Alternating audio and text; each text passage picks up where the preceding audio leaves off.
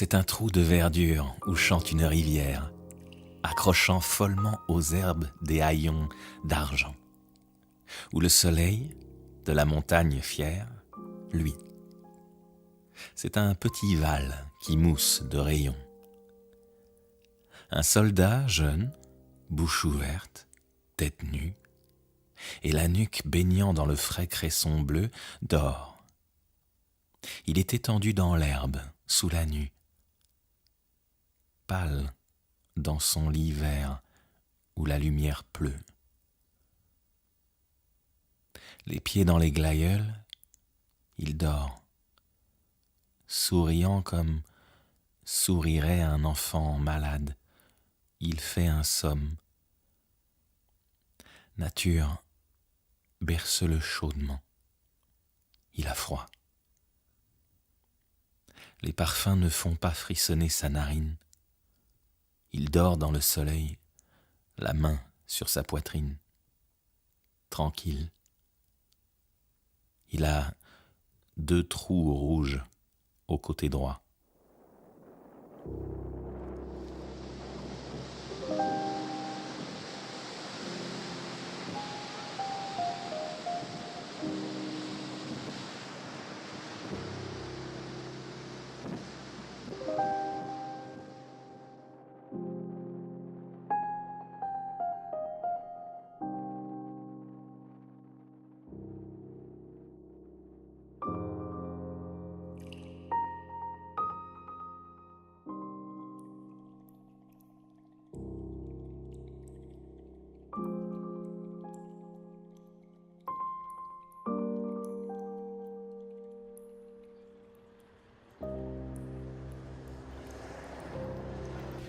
Vous avez préparé les questions?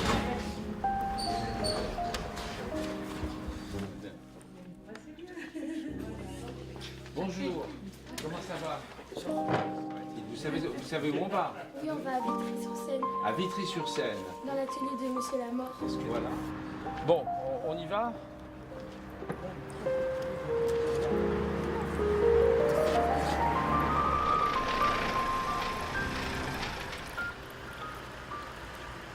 Allez, venez. Bonjour. Bonjour. Voilà, Jean Lamort, le sculpteur. Pourquoi avez-vous choisi ce métier? Ah, je n'ai pas choisi, ça m'est tombé dessus. Comme beaucoup de gamins, et à 4 pattes, on passait la journée à faire des grands dessins lorsqu'on avait 5-6 ans. Et ça a continué, et quand j'étais au lycée, je faisais déjà des peintures à l'huile, et je m'apercevais que ça plaisait, et je les vendais. Je fais de la peinture à l'huile, l'aquarelle, des eaux fortes, etc. Je ne cloisonne pas. Monsieur, vous faites plus des sculptures avec quelle matière? Ça dépend de la période. Ces cires, c'est vraiment les originaux. Alors que le bronze, c'est quelque part, c'est une édition. L'artiste est présent, mais c'est pas lui qui le fait avec ses mains. Il ne sculpte pas le bronze. Le bronze, c'est un processus presque industriel où ce sont les artisans qui développent la sculpture. C'est que j'attachais beaucoup d'importance à ce monument. Il fait le lien entre l'histoire très chargée à Chennevières avec depuis 1870. Donc c'est le résumé du XXe siècle finalement, parce que 1870, ça annonce déjà un peu la Première Guerre mondiale, même si elle a d'autres causes bien entendu. Et ensuite, les guerres s'enchaînent de manière malheureusement un peu logique. Et il y a donc une réflexion sur le drame du XXe siècle et sur un espoir porté vers la paix. Et c'est le sens de ce monument, finalement. Ce que dit Monsieur le maire, c'est un peu révolutionnaire. C'est une vision, au lieu de commémorer simplement les conflits, les guerres qu'il y a eu, mais aussi regarder vers l'avenir et espérer qu'il n'y a plus de guerre et que ça soit un monument pour la paix également. Donc c'est très différent comme point de vue. C'est une sculpture qui célèbre la paix et sa fragilité, a pour vocation donc de servir à la fois pour les cérémonies qui ont lieu plusieurs fois par an et qui permettra d'organiser dans des conditions très correctes du point de vue de l'espace disponible. Le patrimoine, ça se construit aussi. Le patrimoine, ça se respecte. On travaille sur l'église Saint-Pierre, on travaille sur le fort, on passe des perspectives. Ça, c'est le patrimoine ancien. Il faut aussi créer du patrimoine. C'est important, je crois, ça. Et donc, voilà, on a raisonnablement investi. mais je pense qu'on a raison de le faire. Comment avez-vous rencontré le sculpteur? Alors, au départ, nous avons eu le projet avant de rencontrer le sculpteur, et nous avons passé une annonce qui a conduit à faire un choix, après tout un processus, et donc un choix de retenir Jean Lamort, parce que son expérience passée, c'est les œuvres qu'il avait déjà faites, son inspiration croisait très bien la vision que nous avions de cette sculpture. Voilà. Quand est-ce que la sculpture sera mise en place dans Alors, le parc? Elle sera véritablement inaugurée le 10 novembre pour le centenaire de la victoire de la Première Guerre mondiale. Donc on a choisi une date symbolique, 100 ans après la victoire, la fin de la guerre, la Première Guerre mondiale. Et vous serez associés d'ailleurs à ces cérémonies, hein. C'est important que vous soyez présents, et vous verrez cette œuvre différemment parce que vous aurez vu les étapes avant, hein.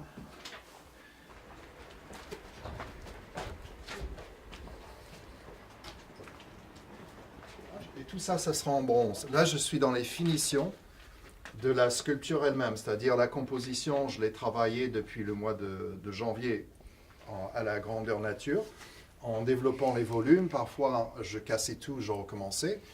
Et c'est très important de tourner autour, donc je la déplaçais également, de la voir dans toute position. Et maintenant, c'est les finitions. Donc les finitions, ça va prendre encore une dizaine de jours, et ensuite, l'ensemble va partir à la fonderie. Yes. Tout autour derrière, ce qu'on ne voit pas ici, c'est qu'il y a des grands rochers, des dalles en granit, qui sont en forme de cercle derrière, au sol. Et sur chacune, il y a des très grandes feuilles en bronze qui sont symboliques. Et par exemple, à Chennevières aussi, c'est important, il y a eu le conflit de 1870-71. Et là, il y a le poème d'Arthur Rimbaud, Le Dormeur du Val, qui a été choisi par monsieur le maire et les élus, et qui sera gravé sur la grande feuille. Donc c'est un ensemble. Est-ce qu'elle vous donne l'impression d'être forte, cette lionne? Oui. Hein? Et l'être humain, il est entre la fragilité et la force. Hein? Hein? Comment vous trouvez l'être humain par rapport au lion, à la lionne? Il est plus faible par rapport au lion. Mais il est quand même élevé. Quelque part, elle le porte. Alors là, il y a deux choses. C'est à la fois une chute, parce qu'il est en position de quelqu'un qui tombe, donc c'est un rapport avec ceux qui sont tombés sur le champ d'honneur, comme on dit.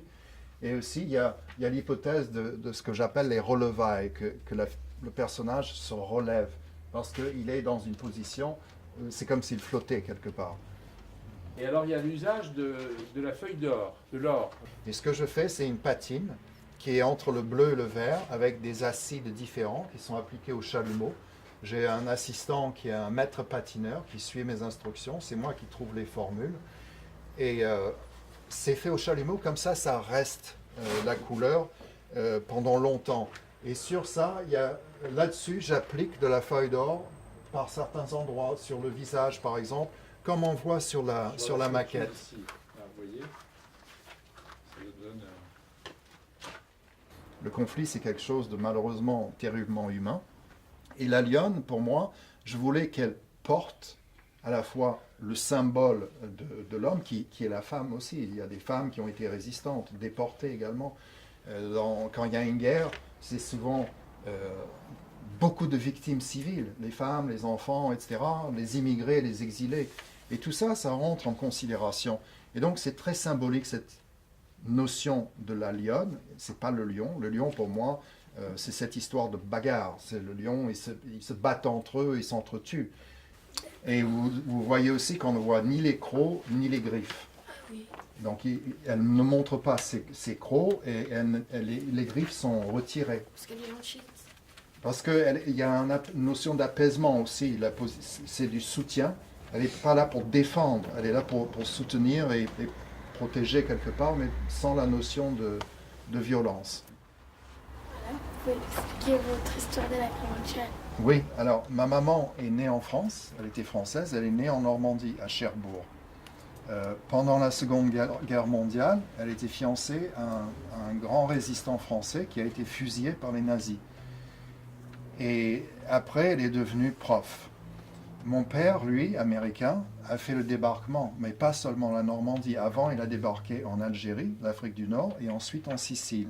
Après, il est allé en Angleterre, ils ont préparé le débarquement de Normandie. Il a débarqué en Normandie, il a traversé la France et il a été grièvement blessé dans les Ardennes, rapatrié aux États-Unis, convalescent longtemps. Et son rêve, c'était de revenir en France. Il parlait déjà le français avec un fort accent américain. Et il est revenu en 1949 étudier à la Sorbonne comme étudiant. Et là, ma mère, qui était assistante prof, ils se sont rencontrés et elle est partie aux États-Unis avec lui. Donc ils ont fait leur vie là-bas, tous les deux en tant qu'enseignants. Et c'est ça l'histoire. Et mon oncle aussi, mon oncle américain, lui, il était parachutiste. Mon père, il était dans l'infanterie. Et mon oncle, sa division, c'est, si vous avez vu le film Le jour le plus long, sa division, c'est celle où il y a un parachutiste qui est resté accroché à un clocher d'une église. Donc c'était vraiment dans la famille, l'histoire de la Seconde Guerre mondiale.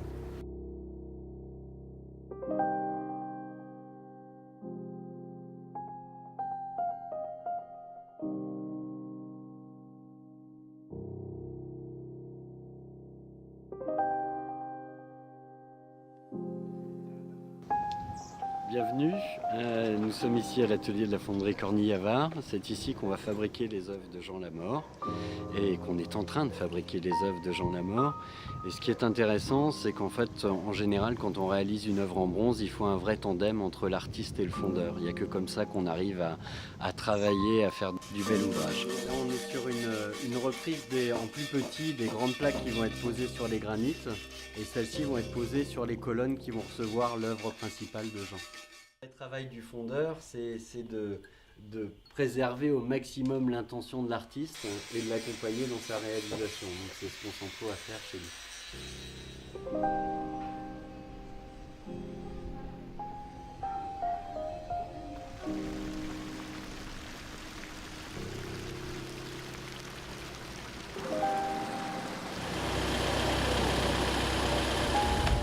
Ça peut penser à la Bretagne aussi. Bah oui.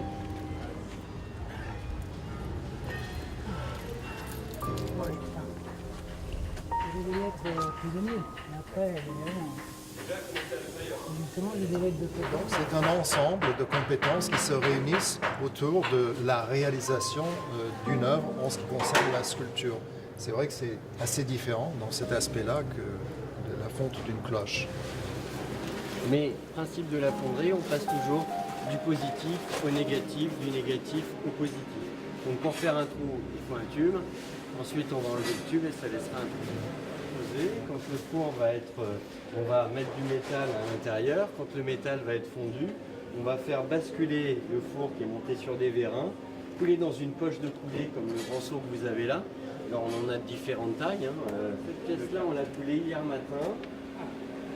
Et là, c'est la surprise, c'est de savoir si on l'a réussi ou pas réussi.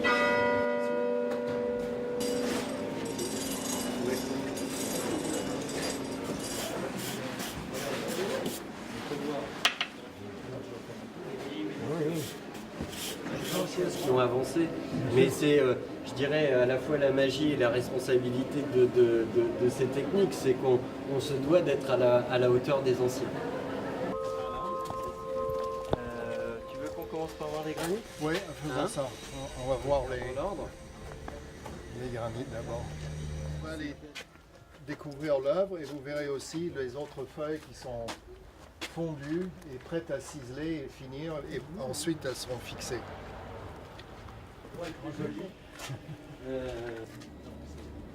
Et tourner autour. Je suis étonné par le résultat. On avait vu sur le papier, là c'est la réalité. Personnellement, je trouve ça très joli. Il y a un sens. Je n'avais pas compris tout de suite d'ailleurs. Et maintenant que je vois l'original, je trouve ça très beau et j'ai compris. Voilà.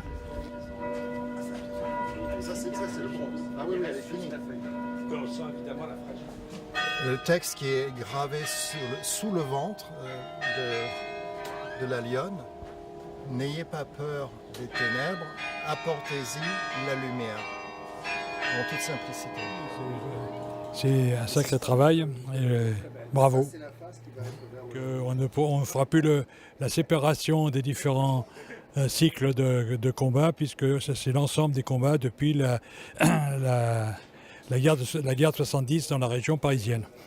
Je suis ému d'abord et j'espère que cette œuvre sera avec les pierres qui l'entoureront dans un jardin qui sera un jardin de repos, de paix, monument pour la paix, que ce sera un endroit de rencontre à la fois pour le promeneur qui peut-être réfléchira en lisant le poème d'Arthur Rimbaud ou en voyant le nom des combattants et en comprenant au fond le parcours cruel du 19e et du 20e siècle et aussi la nécessité de se défendre pour la paix, de construire ensemble la paix.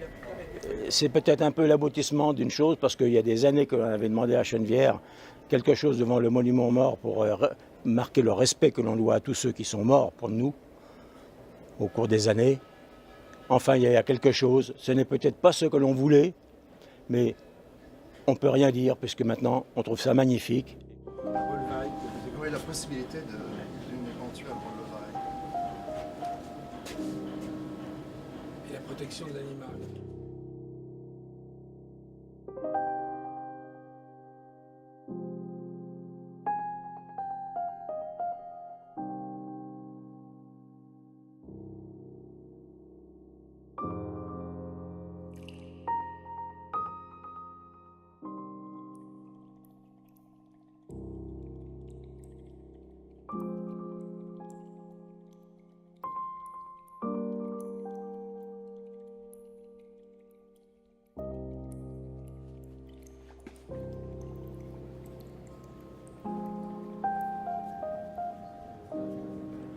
Voilà, sur les... Ça permet la porte.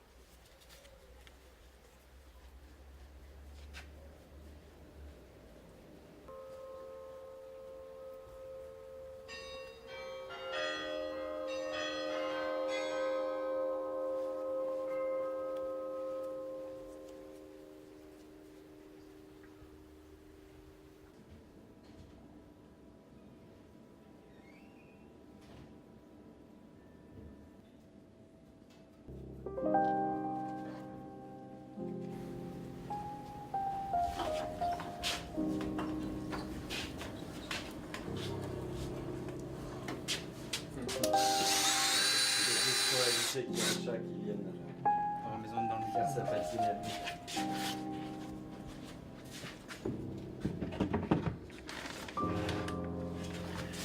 Rendez-vous à Chenevière pour l'installation. Elle est prête à installer.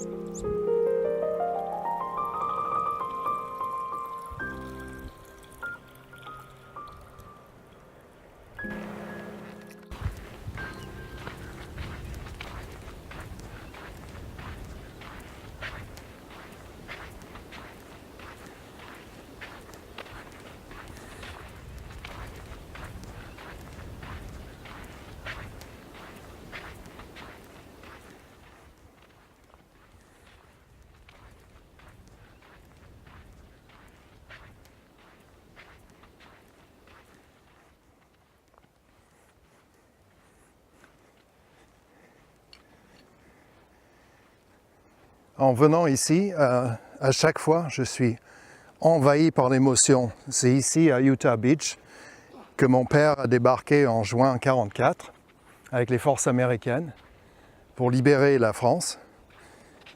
Et malgré la violence qu'il y a eu, les pertes incommensurables, c'est aussi le chemin de la paix. Et pour moi, c'est un lien avec le monument de la paix de Chenevière-sur-Marne, pour lequel j'ai fait la sculpture pour la paix. C'est un cheminement naturel.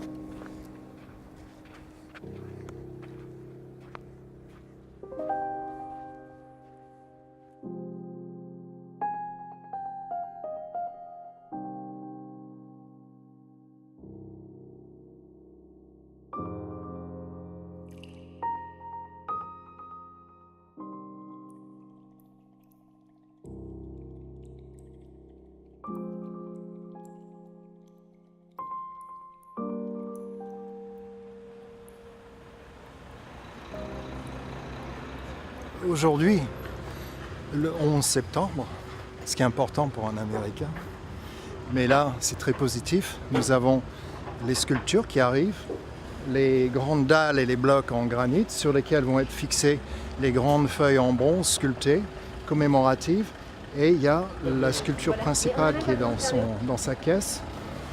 Alors c'est un granit rose, qui a une qualité, une fois qu'il est brossé, c'est vraiment rose. C'est pas bleu, c'est pas gris, c'est très joli. Aujourd'hui, nous sommes dans la phase qui est toujours un moment émouvant de l'installation d'une œuvre d'art dans notre ville qui devient un élément de notre patrimoine et un lieu de reconnaissance de notre passé et de la mémoire.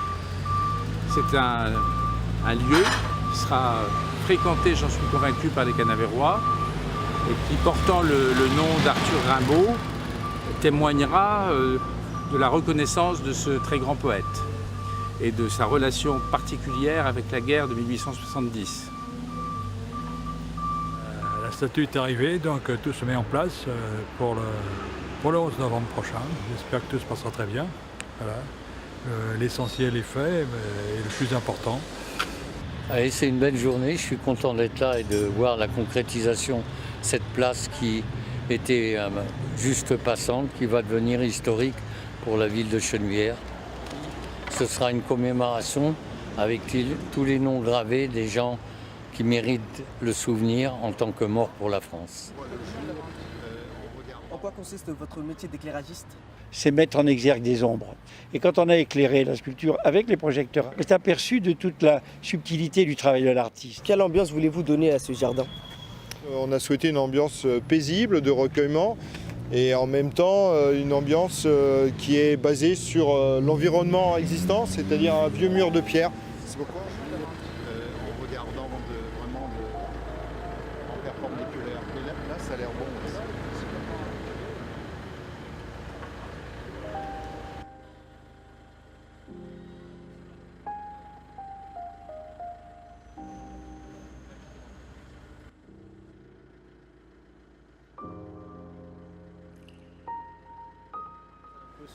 C'est-à-dire que si ça joue un peu, ça lâche pas. C'est surtout visuellement, parce que quand...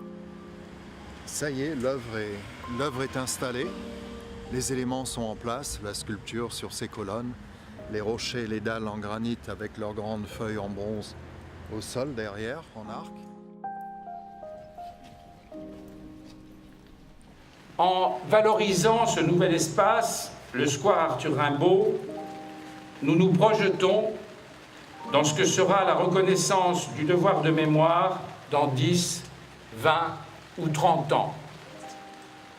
Il n'y a pas de devoir de mémoire sans connaissance de l'histoire. L'histoire, c'est la nation. C'est aussi l'Europe. Nous sommes convaincus que c'est par la curiosité, la connaissance de l'histoire, des arts, de la littérature, de la manière dont nos courageux ancêtres ont subi la guerre et ont combattu pour nos libertés, que nous pourrons intérioriser le message de Gandhi: il n'y a pas de chemin vers la paix est le chemin. C'est un trou de verdure où chante une rivière, accrochant follement aux herbes des haillons d'argent, où le soleil de la montagne fière, lui, c'est un petit val qui mousse de rayons.